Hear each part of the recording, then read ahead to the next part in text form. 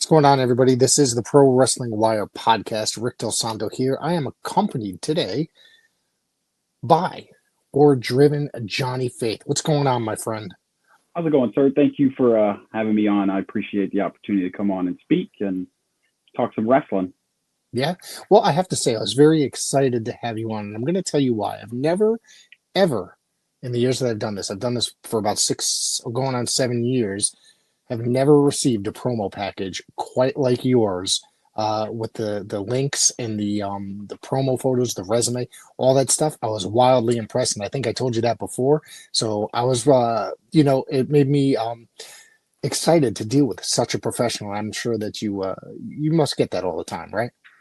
I try to be as professional as possible. It's one thing the Army instilled into me. I mean, besides fighting, is the professionalism, and that's one big tribute or attribute that I brought over from the Army to wrestling was the professionalism. And I always had a lot of promoters ask me for pictures, match links, resumes, etc. And I had to send like 4 and 5 different messages to them. So I just decided to do one thing, a link tree, and decided to do everything in a Google Drive, resume, match links, promo pics, etc., all in one spot, so they can just click and get what they need and see the information. So I don't have to send a bunch of messages and they get lost. No, that's great because it's like I've gotten people send me stuff before, but never like that before. You know what I mean? I've gotten link trees, but some of them and then several links here and there. And like I said, man, it's more people should be doing that, sending out like that. Seriously, because it's like they should look at Johnny Faith's promo package that he sends out to for promoters, because like I said, I really enjoyed it. I dug deep into it today to look at it, so we're going to talk about some of the stuff I discovered there. So but let's get started with your fandom in your early age. When did you discover the world of professional wrestling, and what made you get attracted to it? Everybody's got a funny story. I always like how, and people, it might be a generic question about how people got into wrestling, but everybody's story is different, and I always enjoy how people got into the world of professional wrestling. Definitely. So same story I tell everybody. Obviously, I discovered wrestling. I was a little kid, flipping through the channels trying to find some Saturday morning cartoons one day, and came across WCW Worldwide, I believe. And I was probably about 8 years old. So it's probably like 1992, early 90s, somewhere in there. Yep. And started watching WCW Worldwide Saturday morning, and told my mom about it. And my mom was like, "Hey, I think you should talk to your grandfather about it." And I was like, "All right, cool." So next time we were over at Grandma and Grandpa's house, I was like, my mom was like, "Hey, John, why don't you tell Grandpa what you discovered on TV the other day?" And I was like, "Grandpa discovered pro wrestling." And she's like, "He was watching WCW, Dad." And my grandpa was like, "Hold on a second." So he went into his bedroom. He came back out. He brought out a box of stuff, and it was all wrestling stuff. So my grandfather was a professional wrestler in the late 70s and early 80s, and he started showing me like newspaper clippings and promo pictures and things like that. And so that's just where the interest in pro wrestling just blew up. As soon as I found out Grandpa wrestled for about 8 years, I was very interested. Right. And I did read in the promo pack that you sent that you are second generation, because your grandfather was a professional wrestler, but I don't think in there that you mentioned who your grandfather was. Do you mind putting it out there? So he was the Boston Bad Boy there for a long time. He in the Mid-Atlantic region, he wrestled for Jim Crockett a little bit. He also wrestled for IWA when they came down from the north, and I think Johnny Powers took over or something like that. He wrestled for them as well. They called it a scab company, I guess, or something, because IWA usually competed with NWA on the same night. They would run the same towns and all that. And, Grandpa kind of went back and forth a little bit. He was part of the Hines brothers. It was a tag team out of Georgia Championship Wrestling. And, then he did like a huge babyface run to end his career as Jimmy Faith. And that's where Johnny Faith came from. I took it from that run. But yeah, he was the Boston Bad Boy for a long time. That's awesome. That's awesome. I'm gonna have to look him up because I only know really one Boston Bad Boy, and it's Tony Rumble. So he's from up here. It's not the same guy.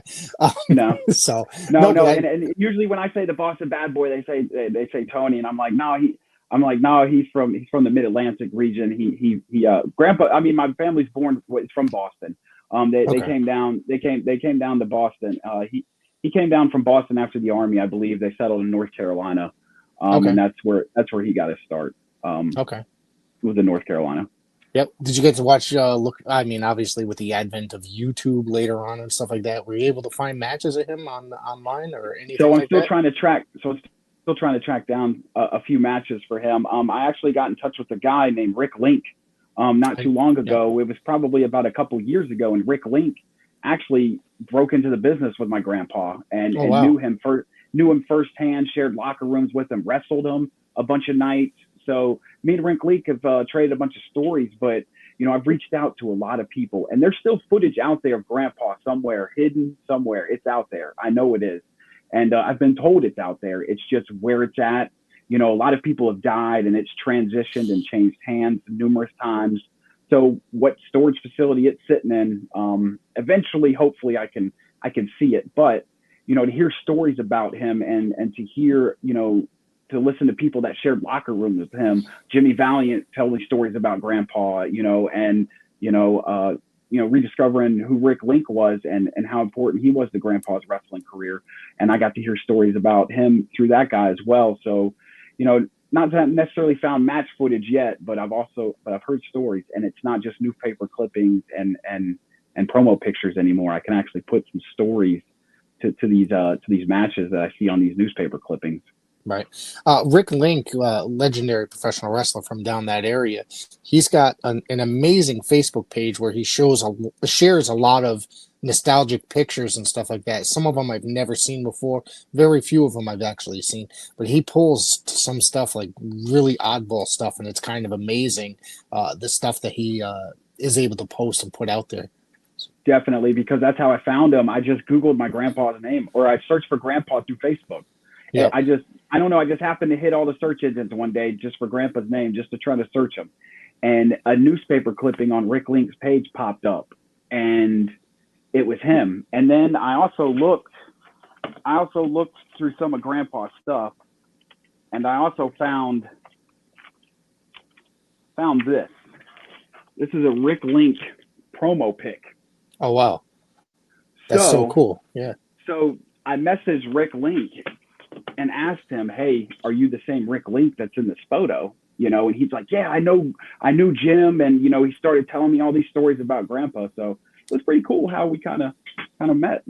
Yeah. You know who might have footage, and it's like they've been slowly putting up footage, the guys at the Ultimate Classic Network, the Savoldi family. Yes.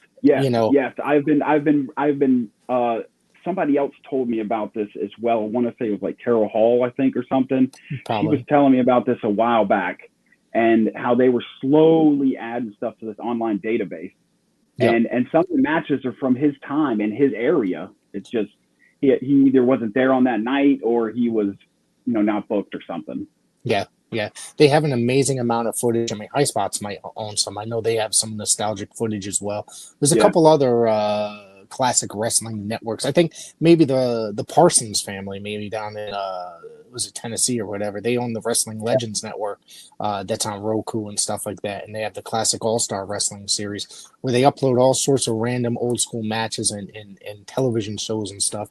And I guess they're slowly working through it, and they're about to start uploading. So maybe hopefully someday soon you'll be able to find some of that stuff. That's what I'm saying. I know there's got to be footage out there. They shot TV all the time. He shot TV a lot, and my mom even remembers going and them shooting TV. So, I mean, it's there. I just it's waiting to be uncovered.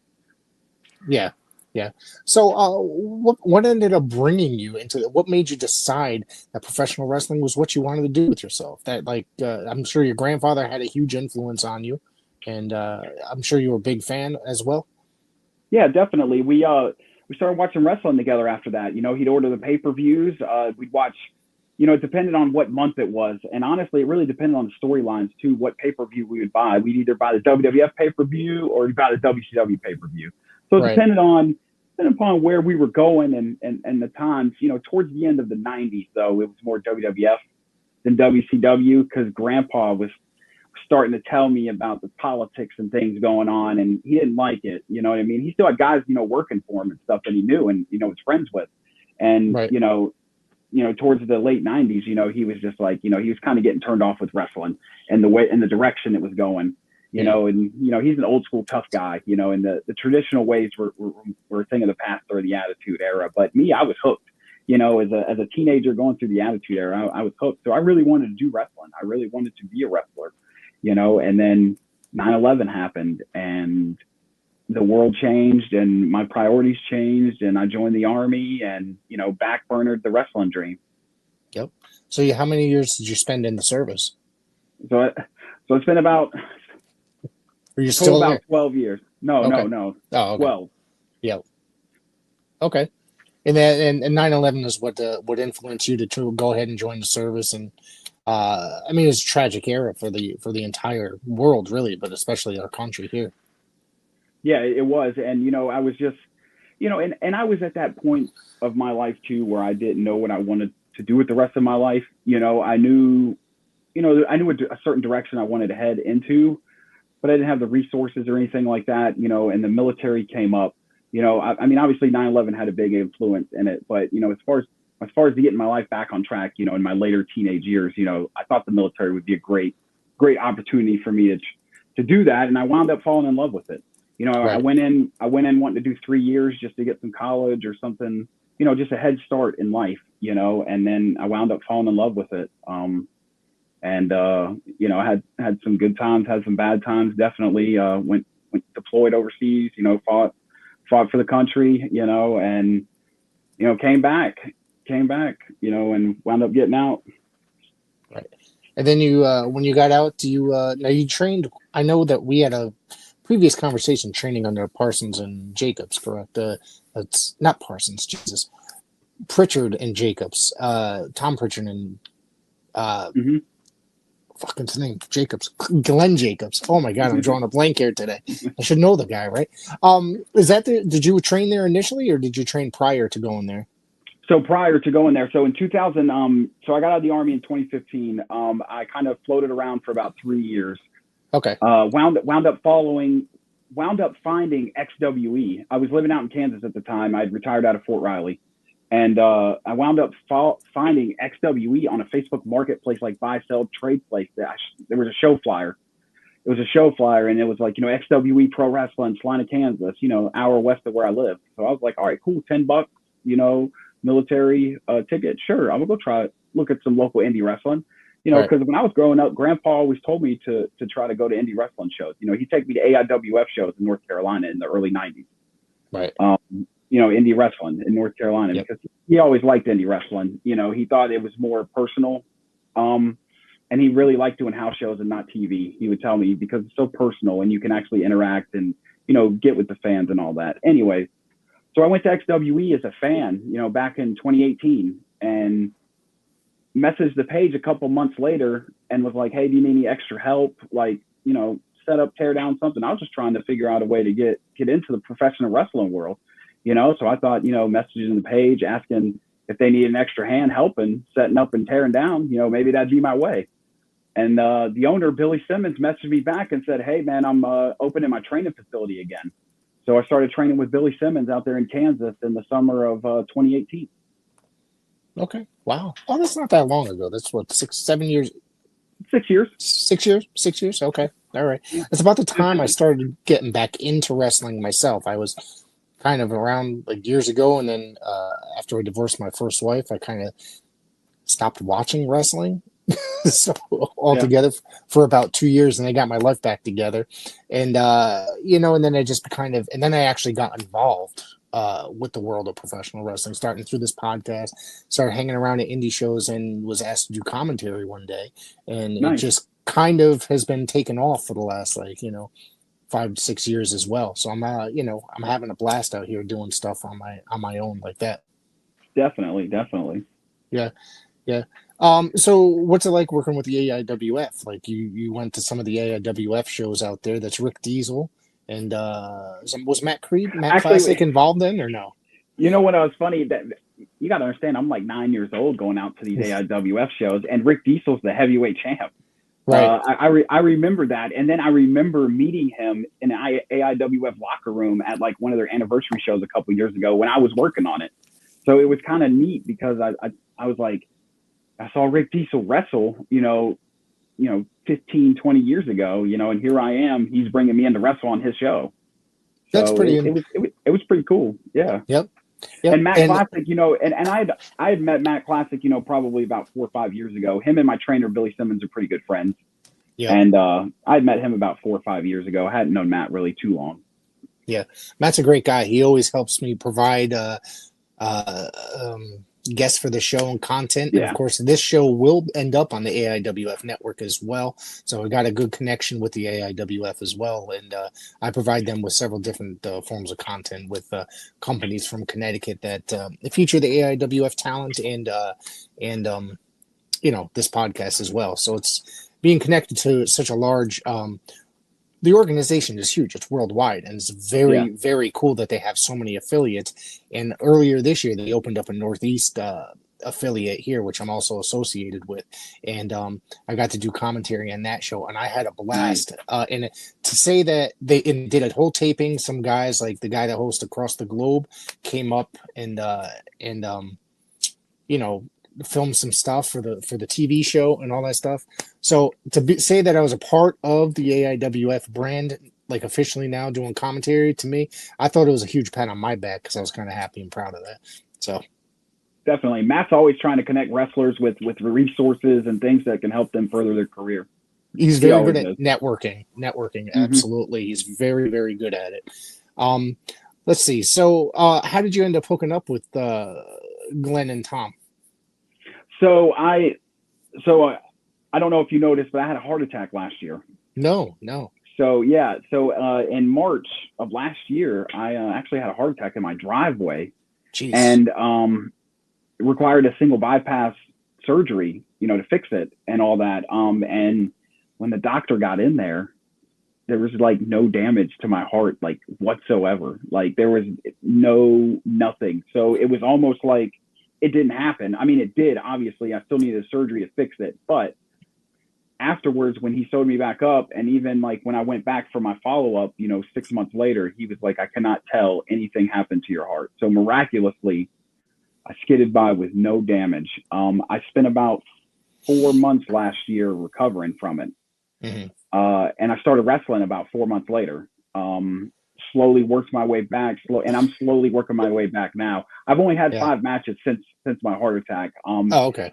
Slowly working my way back. No, 6 matches now. I've had 6 matches now, but I'm at the point now where I can start taking off again, if that makes sense. Right. But last year I wrestled about 5 matches.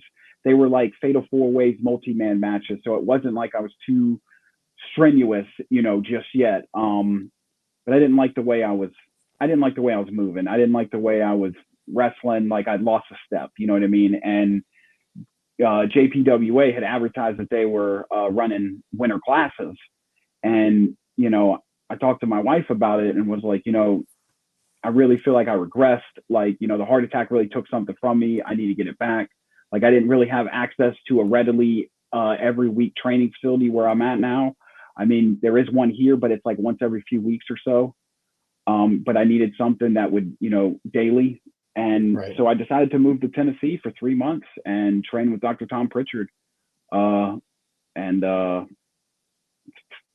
great 3 months. I pretty much got everything back that I'd lost and then some, and feel like a completely different person. What was it like living in Tennessee for those 3 months besides the wrestling?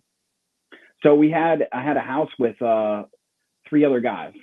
And we all went to school together, and we got like an Airbnb thing. And that was interesting because we were out in the middle of nowhere on this mountain in Tennessee. And, from where the training facility is to this house, it was like a 20-minute windy, 20-mile-an-hour ride through the Tennessee mountains. Right.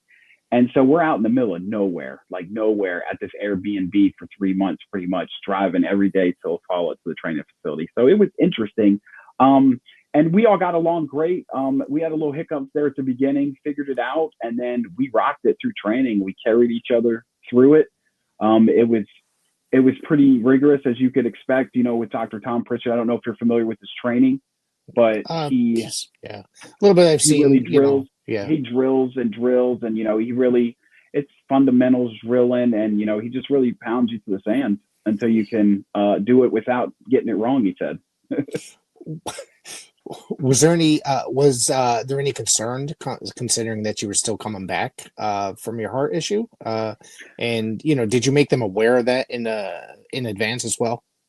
Definitely. I let everyone know, and it's no secret that I had the heart attack, but at the same Right. time, it's no secret that I've been cleared by like 5 or 6 different doctors as well. Okay. Yeah. So the concern is not there anymore. Now there for a minute, maybe I was trying to push it, but I really wasn't at all. I was listening to the doctors every step of the way. And my wife can vouch for it as well. She would tell me the same thing, that if the doctor said no, then it's a no. And obviously for my sake and for my family's sake, it would be a no as well. But when he came back and said that I can't tell that you even had a heart attack and that there was no damage and that your heart is functioning at 100%, you're good to go, then Yep. I'm going to take his word for it, and I'm going to shoot for the moon once again, because I really thought it was over. I really did, and miraculously, this JPWA school fell into place, and I got my groove back. I guess you could say my fundamentals back. I got what I had lost back, because like I said, last year I wrestled those 5 matches and really was unhappy with my work. I really Right. was. Right. That's understandable. If you're unhappy with your work, then you're gonna take another step to make sure that you get better, and you don't feel that way about your current situation. Exactly. And I just had a match this past about 2 weeks ago, Hmm. and it was a fatal 4-way. But man, I felt good. I looked good, and I was happy with how I felt and how I looked. And I hadn't felt like that in a while, since probably before the heart attack. So I got another one coming up soon, next weekend, a couple weekends from now on the 14th. I got another one out in Kansas coming up, so can't wait for that. I'm gearing up for that as well. But I've been in the gym as well too, so it's not like I'm just, I've been lifting slowly throughout this whole heart attack process to get me back to where I was at, if not better, and I'm slowly getting there. Yeah. Why don't you talk about that match that you have coming up? You said it was in Kansas City It's in Kansas. It's in or Wichita. Kansas. Okay. Yeah. Yeah, Why don't you it's go ahead? Sorry. no, it's for Heartland Championship Wrestling. They got a show out there in Wichita, Kansas, at the Osage Rec Center called Justice for All. It's the guy that trained me, Billy Simmons. It's his company, and they run monthly out there in Wichita, and that's home for me, and I love coming out there. And me and the family always gear up on a road trip to go out there. Sometimes it's just me and the wife, and sometimes like next week it'll be me and the family. We're gonna take a trip to Dallas first, and we're gonna look at the Medal of Honor Museum and visit some people, if that makes sense, and see that for the first time, because that just opened not too long ago, and I've really needed to get there and see it. So I'm gonna be able to make a detour on this road trip to Kansas, and then my family gets to see me wrestle, at HCW, so that'll be good. How cool is it that do your kids think that it's cool that you're a wrestler, that you're wrestling on the in? Definitely, Yeah. definitely. And when I met my wife, they really didn't know what pro wrestling was. When I met my wife about 4 years ago, they didn't really know what pro wrestling was. So it was like they were all new to it, and then I started taking them on the road to shows and all that, and the kids enjoy it. I mean, they tune out, but when dad's wrestling, they pay attention, But Yeah. now my kids are starting to get old enough to where they're starting to have favorites at the companies I go to. So Yeah. now they're starting to pay attention more, and now like the characters are starting to draw them in a little bit. So they're starting to get a little bit more interested in it. Yeah, that's kind of how my son is. My son's 9 years old. Initially, he comes to every show with me, travels with me all the time. He'd sit there playing video games the whole time. But now he's getting older. He knows some of the people, my friends there. So and then he has his favorites, excuse me. And he'll sit there right there in a chair and start, becoming part of the show, really. So it's Yeah, kind of oh yeah. fun that, he's getting a little bit older and starting to enjoy wrestling more. And to me, I started bringing him because one of the things is it's like, I want him to see that his dad does something. You know what I mean? Not just works and mows the lawn or any of that No, kind of I stuff. definitely You know understand what I that. mean? Yeah. Yeah. So there's Hmm. like a bonding moment there that we bring For him, we sure. have fun, and then we go out get something to eat on the way home, stuff like that. So it's like we're just having fun, and I'm glad that my parents were never fans of professional wrestling ever. So to get them to take me to professional wrestling, it was a hassle. So Yeah. until I was a little bit older and able to take the like the city bus into the city to to get to a WWF house show in New Haven, Connecticut. So, Definitely. I understand that. Yeah. Yeah. So let's talk a little bit about Heartland Championship Wrestling. You said Billy Simmons is the promoter and your trainer, and that's the guy. This seems like it's a really good. They got a YouTube channel. I'm looking at it right now. I'm looking at one of your matches right now. It's they only got about 700 subscribers, so anybody should go out there, subscribe to the channel, because they do have a good product. They have a nice, pretty Definitely. much pro shot videos with commentary for most of them that I've noticed so far for everything that I've checked out. And it seems like it's a really good brand, and it seems like they really put their heart into the brand as well. Definitely. Him and his brother Daniel, Aaron Helms and Creel Smith, they got a good product with HCW right there in Wichita and in Kansas in general. They travel to Salina every now and again, Salina, Kansas, which is probably about an hour north of their normal venue, hour and a half north or so. But yeah, their production is starting to get unreal. They got production companies that come in there. They got a guy that comes in and takes photos. So like their production, like what you see on YouTube, it's 100% heart behind it. I mean, it's not just Heartland, like, the cliche Heartland. No, it really is a bunch of heart and soul put behind this company right there, smack dab in the Heartland. And I really am happy to be a part of it and watching helping them grow. Yeah, no, it seems like it's a really cool brand, and I really, this one that I'm looking for. Let's talk about this match here. It's from 7 months ago, so this must be one of the matches that you're referring to a little while ago against Gavin Bush. Yeah. That actually was probably one of my favorite matches, actually. Really? That I had back. That was my first singles match, I believe, back since my heart attack. And actually, if you watch the match, we actually tried to tell a really good story. We tried to tell some kind of story because Gavin, he's a new trainee out of Billy's school, and he's really trying to do this like hair thing and this straight heelish like prima donna type thing, and it's really, nowadays he's really over. Like if you look at some of his matches now, the people really hate him, and it's great. They it's like I tell the other people, they just show up to watch Gavin get beat up, because anytime he gets chopped, they're all like cheering, and but that match was probably one of my favorites of the 5 that I had back. The match with Paradox, that's probably the favorite that I had. But even in that match, I was looking, at the stuff that I was wrestling when I was wrestling with Gavin, and it takes a lot to say this, and I wasn't happy with the way I performed. I could have done better, I thought, and I'd contemplated had I came back too early, should I have, trained more in the gym, more in the ring before coming back, and then that's when I decided to go to JPWA. Like I decided, hey, maybe I need some further training, some refreshers. And that's when I decided to go to JPWA. But that match against Gavin, I really enjoyed, and I hope to wrestle that kid again. Yeah, it looks like he's got the same haircut as maybe Logan Paul, maybe. Yeah, he's got like the curls. It's long, and he's got that punchable face, if that makes sense. Yeah, that's what I'm like. Yeah, he looks like he could eat a couple cheeseburgers and get in the gym a little bit more. But he's a great kid. Yeah. Great kid. Good drive. He's very new, but man, he's on his way, and he is so hated, and I love it. And I say that about every wrestler that looks like he's a little too thin and small. Yeah. So, because I'm growing up. I grew up in the '80s in the '90s, where every wrestler looked like a professional. Yeah, wrestler. You were a big guy. Yeah. Well, I liked Arn Anderson. That was my favorite wrestler ever. Yeah. You know what I mean? I wouldn't say he's necessarily big, but he looked like he can kick your ass in at any time. Exactly. So, let's see. You just mentioned your family never didn't really know much or anything about professional wrestling. Was it weird for them, or weird for your wife or whatever, not really knowing much about professional wrestling, and you being a professional wrestler, and did she not understand that life? Like you're always constantly busy kind of a thing, like on the weekends and traveling all over the place. Do you take them everywhere? Like, do you take them at times with you or once in a while? So it all depends. These summer trips to Kansas we take because the kids are out of school. Right. But most of the time throughout the year, it's just me and my wife sometimes going out there and back. But when I have local shows here in Georgia, North Carolina, where my family lives, things like that, we'll all go.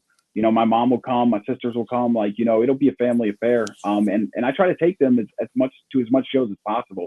Obviously, if it's super far and they're in school, I don't really take them, right. But if it's close, I'll take them all day long. Cause like I said, they'll go now they're starting to get interested in it. They got favorite wrestlers where I wrestle at, the regular places. And, it's cool to watch them, not play video games and kind of watch the show, even when I'm not wrestling.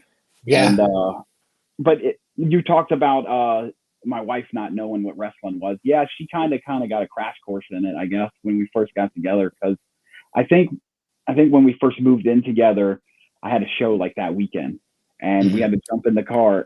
She knew exactly how it was going to be. Like, we had to jump in the car. We had to drive like 2 hours, I think, to, I want to say it was Palaca, Florida or something like that. So I had to drive about 2 hours to Palaca, Florida, Right. and wrestle a show, but they had never been to a pro wrestling show, nothing. Like, so it was kind of weird to kind of show them the ropes, because people that I know about wrestling. They know what wrestling is. They understand how it works. And, to try to go from people that know wrestling to my wife, who really didn't have an idea. She kind of did, but she had never been to a show or anything like that. And to show them and the kids that, it was pretty awesome, because, they saw how exciting it was and how exciting it was for me to do that for them.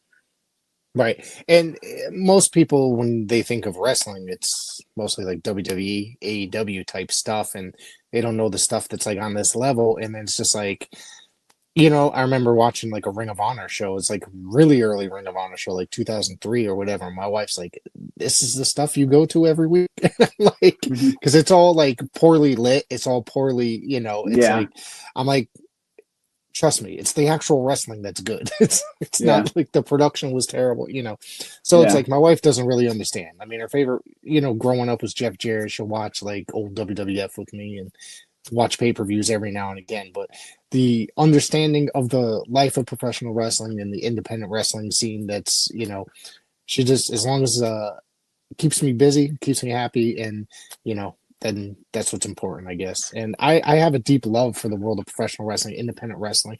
I love independent wrestling, especially in the Northeast. I think that there's a killer scene up here, especially in Connecticut currently. But have you ever come up to the northeastern part of the United States?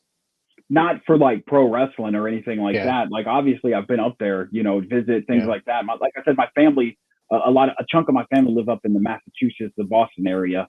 Right. But as far as like the wrestling scene, no, I have never been up there, but I have been trying to get up there, at least somewhere in the Northeast, because it's not, I mean, I get it. It's a drive from where I'm at, but honestly, it's one highway all the way there. Right. Yeah. I'm about an hour and a half from Boston. So 50 minutes from Springfield. I go to Springfield and work wrestling shows all the time. And it's, I absolutely love it. And it would be great to have you come up here too. Yeah. Oh yeah. Like, I've always wanted to get up to the Northeast, and my family in Massachusetts is always trying to get me up there. And I got old Army buddies that live in Maine and stuff trying to get me up there too. And I'm like, I'm trying, guys. Like, I'm trying. Let's talk about you. This match I watched earlier today, as well as you against Drake Gallows for the XWE Championship. This is 2020 in Salina, Kansas. Yeah, that match. That's where Johnny Faith was born. That's the match I always say is where Johnny Faith got his intensity. I'm not even kidding. Because up until that point, I had probably, that was probably maybe like my sixth or seventh match. Okay. In the industry, in wrestling. Because you said that's 2020. I debuted the year prior to that in April of 2019. So the owner, Billy, came to me and was like, "Hey, I'm going to put you in the main event of our next show for the heavyweight title against Gallows in a, no DQ match, no holds barred or whatever." And, because Drake was on this huge like bullying thing and all that. And if you can find my promos that led up to that match, those promos were awesome, because I shot those like on a World War II memorial like thing. And so the backdrop, those promos were pretty cool if you could find those. But that match with Drake really, we took it to each other for about 20, 25 minutes. And that's where Johnny Faith's intensity was born. Up until that point, I really didn't know my wrestling style. We had worked on it in training and all that, but it wasn't until that match where he actually really pulled it out of me that I discovered that intensity. And I know the intensity. Anytime now you see me through the curtain, that intensity, If you go back to my matches from like 2019, you can find them on the XWE YouTube. If you go all the way back to like 2019 to my first few matches, I kind of come out, don't really know what I'm doing. You know what I'm saying? Just trying to feel it out. But after that match, it was on. Like I started coming out all intense after that. That's a lot of young wrestlers, though. I mean, coming out trying to. A lot of wrestlers need to find themselves. And a lot of times, it's just guys coming out and having a match, but and then developing themselves, trying to get used to getting in the ring and be able to put on a match with flow and not just I guess being as green. I guess you could say. Yeah, like I said, that was probably match 6 or match 7 in my career. Because Billy was really held us close, while he was training us. He let us wrestle for XWE once we got to that point, but he wouldn't let us venture out into wrestling just yet. He wouldn't take the handcuffs off just yet. So when he told me he was gonna put me in the main event, I was kind of blown away. Because to be in the main event 7 matches in, they got to see something in you, or something. And up until that point, I was still trying to figure out Johnny Faith, who he was, like how I was going to present myself as Johnny Faith. Back then I was the American hero. So I was, trying to find that guy. And after that match with Drake, and he really beat the crap out of me, I think I pulled it out. Let's talk about, you also held the XWE United Liberty title. I did. Yeah, I did. That was I held it twice, actually. Okay. It was unexpected. It was an unexpected thing that they put it on me. I guess I'd earned my way, as they say. Like I really did. Wound up losing it and taking some time off for mental health issues, and then wound up coming back better than ever and regaining it back. That was a good probably year and a half story that me and Joey Gambino taught over that belt. And if you could go back and review that you can on the XWE page. If you go back and watch those matches between me and him throughout that year and a half, it was pretty good feud that we had. Eugene was involved. I don't know if you know who Eugene is. He was involved. Nick Dinsmore. Yeah. Yep. He was involved in our storyline because he trained Joey Gambino, so they brought him in to do some stuff with us for a couple shows and all that. But yeah, he brought up the XWE United Liberty title. That was the second belt I held, but first one by Billy, first belt by my trainer that he put on me. But how did that feel? I mean, it must have felt important that your trainer, or felt good that your trainer thought how important you were for being able to trust you and put a belt on you like that. Definitely. Any opportunity that I can wrestle, whether it's for a belt or not, that don't matter. Right. It's just to be able to wrestle, like for him just to put confidence in me and saying, hey, I think Johnny can do something, let's put him out there and see what he can do. Just to have that blessing by him, that's all I need, really. I don't, title, no title, it don't matter. As long as he puts me out there to showcase my skills, that's what I'm grateful for. Yeah. Yeah. You mentioned Texas earlier, going through Texas. Did you ever wrestle in Texas at all? Because I've never wrestled in Texas. That's always been a state that I've always wanted to try to wrestle in, but I've never wrestled in Texas. And Billy used to go all the time to Amarillo and wrestle in Amarillo, and I just never had the opportunity to jump in his car and go with him when I lived out in Kansas. But he would go all the time, and I just never got the chance to go to Amarillo or to Dallas or anywhere, because Texas, there's a lot of wrestling in Texas. There's a lot of wrestling. I know somebody that just from up here just moved down there about a year ago. I'm wondering if he's wrestling still down there, but there's a rich history in the state of Texas. I grew up watching Texas wrestling on ESPN every single day of the week after school. So it's one of my dreams. I know that's not the wrestling that I grew up with, but eventually, hopefully I'll be down in Texas sometime and check out some professional wrestling there. Yeah, and of course, Memphis as well. Yeah, definitely. That's another place I'd like to go to, is Memphis too. I haven't been there either. Yeah, I mean, I watched the weekly Memphis TV show. It's good. I think they have a great roster, and it's a fun thing. I'd like to, every now and again I see people that I know on there, so that's another thing that's kind of enjoyable. Oh, that's awesome. Yeah, yeah. How you have merchandise and stuff like that? How important is merchandise with? I know you do have T-shirts, right? Pro wrestling tees is up Yes, there. yes, yes. Yep. I have a pro wrestling tees. I also have T-shirts. I do dog tags that have initials of like fallen comrades on it. I do bracelets. To me, merch is important. I call it my Johnny Face gear. And it's very inexpensive. I try to keep it to where everyone can get something if they come over and see me. Yep. And honestly, every piece of my merchandise tributes somebody or Right. something. Whether it's a fallen comrade or the country or my time in the army, like everything is a tribute to something. Right. So you work that into work your real life into the gimmick, is so to speak, in a way. Yeah, just the last name's different, I believe. I mean, honestly, like it's really just me. I'm just a different. It's just the name's different. The moniker's different. I really just try to keep it as authentic as I can. To where it's relatable to people, and the more I don't have to think about it, the more natural it becomes. The more people will feel it. Right. And thankfully for me and my character, my gimmick, I guess that's what you want to call it. War driven Johnny Faith.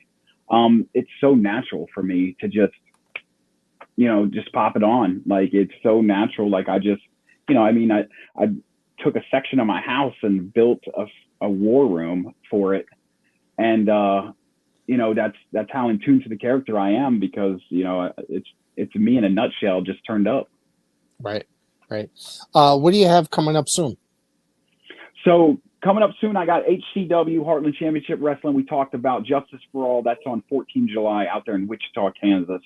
And then I'm taking it easy for a little bit. But in September, on 6th September in Spring Hill, Florida, we got Veteran Pro Wrestling standing back up. Now, Veteran Pro Wrestling used to be a pro wrestling company up in Connecticut in 2012. And apparently they had went under, I believe, or something along those lines. I'm not sure the circumstances on why they folded, but now they're back. And it's ran by the Pitbull Gary Wolf and Pitbull number 3. And they are bringing me in to head a new faction called the Star Spangled Butt Kickers.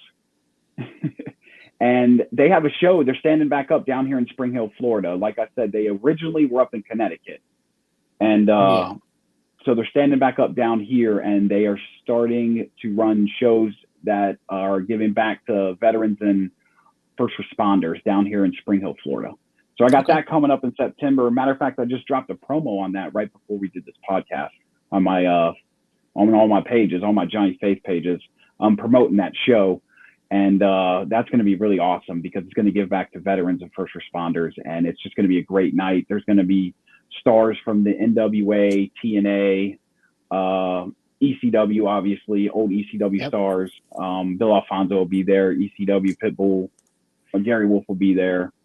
And Brian Idol will be there from the NWA, I believe. So it'll just be a good night to give back to first responders and veterans. But yeah, that's really all I got coming up. I really am trying to take it easy. I haven't really started putting anything out to promoters and bookers just yet, because like I said, I'm just trying to get back into the swing of things. But I think I'm slowly starting to work my way there. Right. Right. You mentioned the NWA. Now, I keep up on the NWA every week. I do a podcast regarding the NWA, or I'm part of a podcast regarding the NWA. Is the NWA something that you might have your eyes on at some point? Definitely is. The NWA has always been, when I went up to JPWA, I got to go to NWA Crossfire. I got to go to NWA JCP. And those were awesome. Got to see Carson Drake. I got to meet a lot of those NWA guys, the Kazanas. They were top notch. They treated us trainees great, at NWA JCP. Same with NWA Crossfire. Got to wrestle on NWA Crossfire. So yeah, NWA has always been in my back pocket. It's always been a dream of mine to go there versus WWE, honestly, because Grandpa wrestled for NWA. So it would be cool if I could, share that legacy as well. Grandpa did it. I could do it, and that's what I've been shooting for. It really has. And I think going to JPWA really helped me get in that door a little bit, more than where I was at, because, I was right there in the thick of it, those NWA territories up there. And, I would love to get back into that scene once again. Yeah, I really dig the Kazanas promotion that they got the YouTube series every Thursday, and it Yeah, seems to me like the most natural uh, territory style of the NWA, the old school for some reason, is the yeah, Kazanas promotion. It's a lot of fun to watch. yeah. And Crossfire's good too. Kazanas are good. I went to school with Morton a lot too while I was up there as well. That was okay, great. And the NWA, everyone asked me, cheap plug. yeah, So exactly. I unintentional. was I was just thinking of that, too. And but yeah, everyone asks me, what my goal is. It's always been the NWA. Like that has been the goal. If I Right, can make it anywhere, I mean, I'll take WWE, I'll take AEW, whatever. Obviously, I'm not going to turn that stuff down. But I'm just saying, right, NWA, is the goal. That is definitely the bucket list item on my wrestling career. It really is. right, right. Why don't you throw out where everybody can find you? So you can find me on TikTok. You can find me on X, Instagram, Facebook at JohnnyFace704. It's the same thing across the board at JohnnyFace704. My pro wrestling tees is the same, JohnnyFace704. YouTube, JohnnyFace704. But I try to keep it uniform so that way, there's not a lot of miscommunication. So pretty much every social media device that you could think of that's popular right now, I have, and it's at JohnnyFace704. Right. Is there anything else you want to throw out before we get out of here? I really appreciate you bringing me on, and it's great to talk about upcoming shows and plug those. And I appreciate you letting me come on and get a platform to tell my story. The more I tell my story, hopefully it inspires people. Because I went through a lot. Heart attack, all that stuff, combat. And I'm here living the dream, and I'm hoping I can just inspire somebody else out there to live their dream because all it takes is that first step and a lot of consistency, and you will get there. I want to thank you, and of course, we're gonna have to have you back sometime, especially Cool. as you progress back into your career. Yeah, exactly. Like I said, I'm taking it slow, but now I think I'm starting to open up those sales a little bit and see what comes my way. All right, Johnny. Thank you very much.